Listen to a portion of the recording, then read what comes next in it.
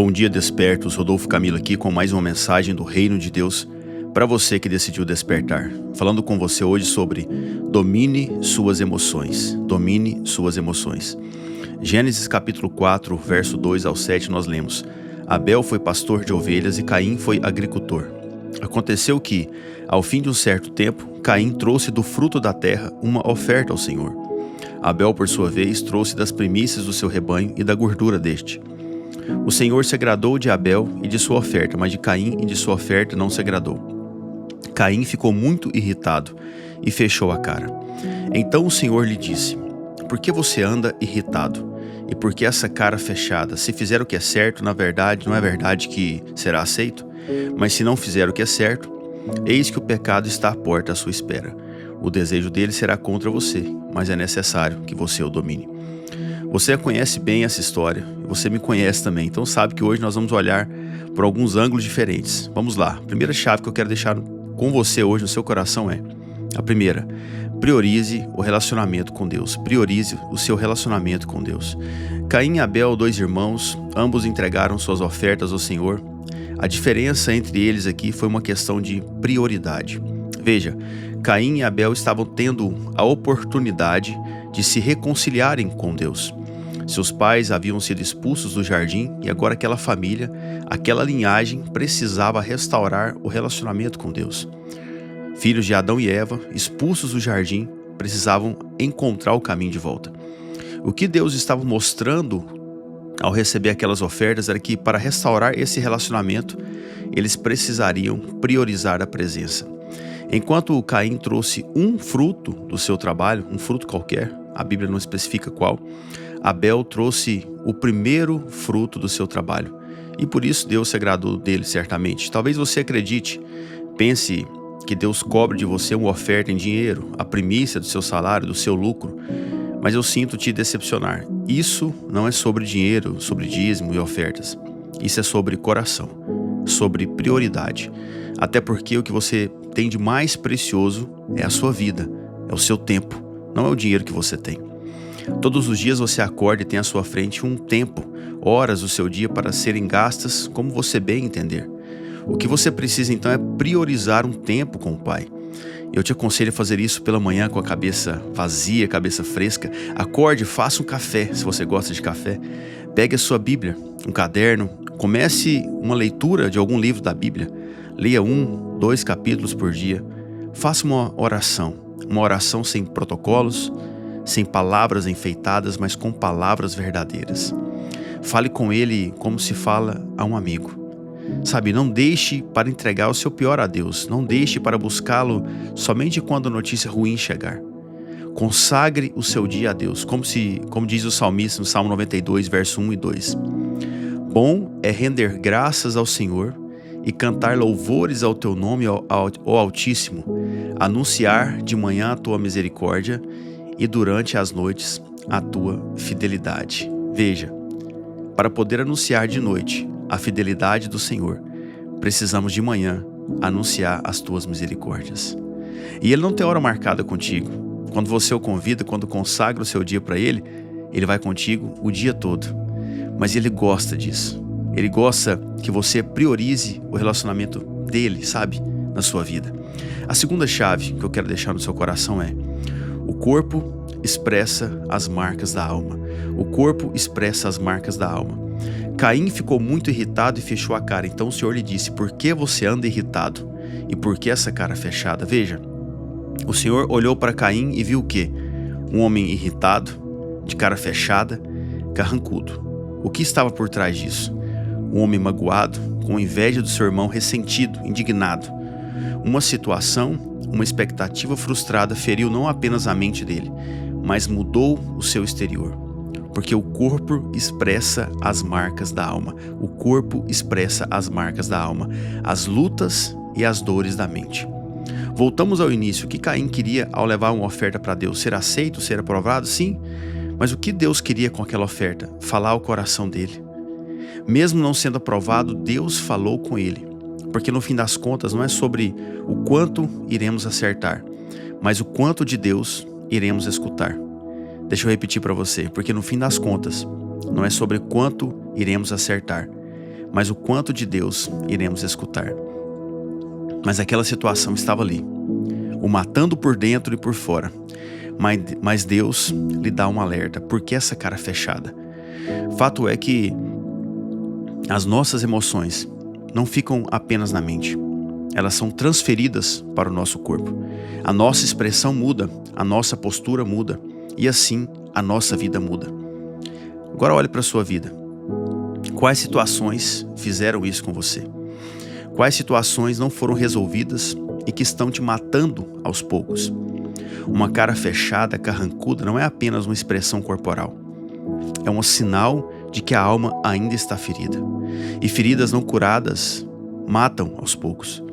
Cientificamente falando, o corpo humano não expressa apenas emoções. Ele também as retroalimenta. Quando uma pessoa alimenta sentimentos como medo, tristeza, frustração ou ansiedade, o cérebro envia sinais que alteram automaticamente o seu corpo, a sua postura, através de hormônios. A sua postura corporal e as expressões faciais mudam. Os corpos se curvam, os ombros se curvam, a respiração se torna curta, o olhar se abaixa e os músculos do rosto assumem tensões características dessas emoções. Tudo muda na sua vida. O problema é que esse processo não ocorre apenas nesse sentido, cérebro-corpo. Acontece o contrário, corpo para o cérebro também. A própria postura e a expressão corporal enviam sinais de volta para o cérebro, reforçando o estado emocional que as gerou.